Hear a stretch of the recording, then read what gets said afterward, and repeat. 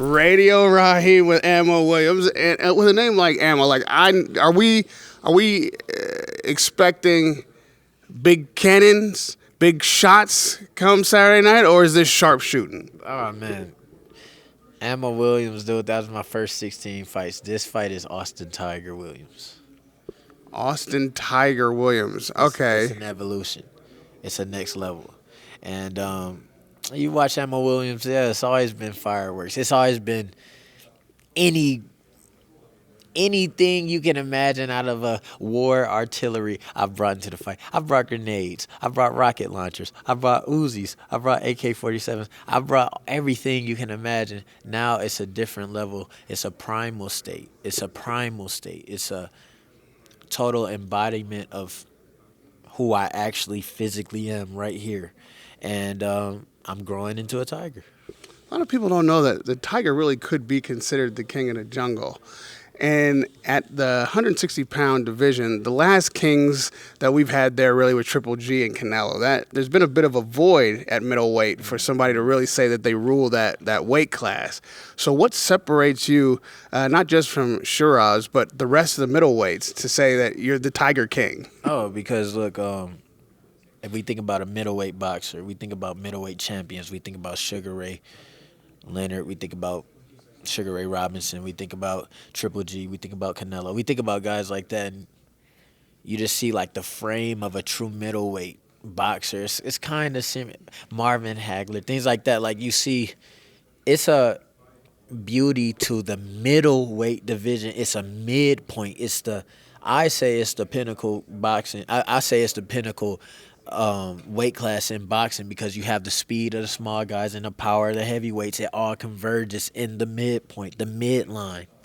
And I believe that is what the tiger represents in the jungle and in the animal kingdom. You know, no, the tiger is not the giraffe. No, the tiger is not the rhino. The tiger is about mid-size when we talk about the animal kingdom. But they rule. They run everything, and it's because of, I believe it's mathematical. I believe it's how their power can be squared. I believe it's the nimbleness that can turn into ferocity at any second. I believe that it's the speed, the aggressiveness, just the strategic approach that they take, even with having all of the physical abilities that they have. The tiger has been my spirit animal my entire life. You can ask my mother. I had pictures of tigers all around my room growing up. It's just everything to me, and that as I progress through my career and land on shows like this in the kingdom of Saudi Arabia, Riyadh, this is the best time in the world to reveal myself and continue my evolution as a young man. It's interesting you put it in the context of like the middle of the weight classes, because obviously it is, but then also you're in the middle of a card that is a competition of weight classes. So Saturday night would be your opportunity, not just as an individual to prove what you can do as a fighter, but also what the middleweight division does against other divisions, and an opportunity for the middleweight fight on this card to be the standout. Like, we don't know which one of these fights is going to be the super fight come Saturday night. So how does this matchup prove what the middleweight division does and how it stacks up against the other divisions? Well, first off, this is huge because it's two young, undefeated fighters who have total belief in themselves coming together. I think if we're talking about weight classes, we break it down, we talk about weight classes, I believe this is actually one of my advantages against Hamzah Sheeraz, who did a lot of his career at 154. I've done my entire career at 160. My body's went through a lot of changes. I started when I was 22. I'm 28 now. There's a lot of bone density and things that change, and I still found my way to get back to 160. It's been scientific. It's been precise. And just over the course of all those years of making 160, making sure my body conformed and got back to this weight, it gives you superpowers. It gives you superpowers because it's things that you have to do as a growing man to still make the same number. And that I want to have on full display as how my power how my body, how everything has grown into this middleweight division, and how I'm going to show the true embodiment of being a champion middleweight. And as you see, a lot of people who can rule the sport at middleweight initially, they often go up and dominate other weight classes just because of the understanding of their body. I believe that's like the perfect place to start. So that's a couple reasons why I think it'll be the biggest fight of the night. It reminds me of having interviewed Bernard Hopkins over the many years. How much do you take from his career and his approach to the middleweight division, staying there for the entirety? You know what? I never did a lot of research on. Can you tell me a little bit about Bernard Hopkins? I would say what you just said about getting your body back down to middleweight, staying there, never having moved is one of the signatures of his career. And he, had longevity. One of the few fighters that fought well beyond like what people thought he could still compete at. And maybe he credits that with his, lack of drinking, lack of smoking, but also, again, coming back to that weight constantly and being the king right there at 160. So I just wonder if an approach like that to boxing in general and staying in that weight class might have had something to do with why you made that decision. Absolutely. Bernard Hopkins was definitely a huge example of longevity. And with the passion and how much I love boxing, my life is set up so I can do this for as long as possible. Me making this weight over the course of the years and things like that, that shows dedication. Guys jump from weight class to weight class and stuff. That's kind of them showing that they want to find some sort of comfort in this sport. They don't want to sacrifice everything that it takes to stay at a certain weight for years on years on years. No one is better. No one is beyond the physical erosion that the world does on your body. No one. So to be able to stay at a weight class for decades and things like that, that means that you have organized your life to be the greatest at this one point where it doesn't matter who comes in. There's no fleeing. There's no going down because this isn't that great right now, or going up because it's harder to make the weight. No, it's staying there, and whoever comes there, you're going to take them out because that is your weight class. That is your division. I am a middleweight world champion. I don't have the belts yet. That's going to come with time. But I know I am a middleweight world champion, and I'll be doing it for a long time. Like Marvin Hagler, things like that. So, yeah. And Sheeraz would describe himself as the next middleweight king and the biggest puncher in the division. Certainly, he thinks probably in this fight.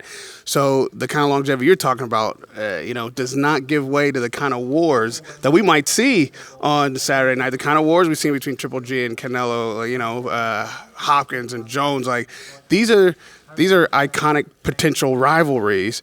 How does your power match up against his?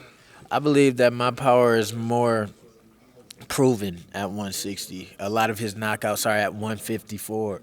He has a lot of knockouts, but they're at 154. It's a completely different ball game. Those 6 pounds change a lot of things. I have all my knockouts at middleweight. All my victories are at middleweight. Every time I stepped in the ring, it was at this specific weight class, and there's benefits to that. There's little things that Hamzah says, even little things that we had in our face-off about him not having a good amateur career, just skipping straight to the pros and thinking there's no consequence to that. When we talk about dedication, you go through the amateurs. You become number one in the nation. I've been number one in the United States middleweight, winning championships on championships. That wasn't easy. I wasn't making money. Of course, I wasn't, it was hard. I had to work at UFC gym, teaching boxing classes to make enough money to travel and get to these tournaments. It was sacrifice, total sacrifice. I didn't jump the gun. I didn't skip anything. So, little things like that as far as making sure my foundation was perfectly set, that is what's going to make my growth happen at an extremely high rate, is because my foundation has been set. I didn't skip any steps. And, I think it's kind of an immature thing for people to feel like they can skip steps in a sport this dangerous, but I'll be the person to show him, all those little things that I did that he didn't, how big of an effect they will have come fight night. Do you think that speaks to your mental toughness, the kind of grit when these bombs are being thrown from both sides that might give you the opportunity to persevere when he hasn't been in deep waters like that. Absolutely. It's a battle of attrition. When you get into the highest level of boxing, I'm talking about Evander Holyfield versus George Foreman's and things like that. These guys both have extremely destructive, explosive power. They're taking shots that you know for sure the average human being couldn't take. It's not about that anymore. It's not about the power. It's not about the athleticism. It's not about that. It's about the ability to take these shots. How much have you conformed into this weight class? How much have you conformed into adversity? You know, when things are tough, how do you react? It's not about blowing everybody out the water. It's not about being the biggest guy all the time. No, you're going to meet your match, and then that's when the real questions are going to be asked. I feel like in my career, I fought all the top guys in the United States of America through my amateur career. Win, loss, draw, doesn't matter. I fought them. And I feel like my actual career in boxing as a pro has been harder. You know, I fought Dennis Douglin when I was 6-0. A very tough veteran, hard. It was questions to be asked in that fight. It was dirty tactics he did. Kyron Conway, Cordell Booker, all of these undefeated fighters I have on my record. Guys who came into the fight just like Hamzah will with everything to gain, you know, and I've disposed of them. I'm ready to show, you know, what all of those experiences have done for me and how I'm so willing to go to war. I am willing to trade. I am willing to, you know, show that my heart and my soul is what will carry me through these fights. And I don't think he's ever been asked the same questions I've been asked. Well, they say that the boxing ring will tell the truth on everybody. You can't be in there a liar once the bell rings. Nothing that is said out here matters once the bell rings and you're faced with your greatest opponent, which oftentimes is yourself. Yes. The kind of adversity you talk about having been through, just give me one thing about what's happening inside. I don't know if it's Tiger King now or Ammo Williams or whoever is stepping in that ring on Saturday night that you have that your opponent or any opponent at middleweight doesn't possess. Oh, they don't possess that. This is truly my life. Truly. I wake up every day ready to fight. I've forced myself to be disciplined every day. I forced myself to be ready every day. I forced my mind to find the little details around me going on right now here to decode where I am to make myself a better fighter.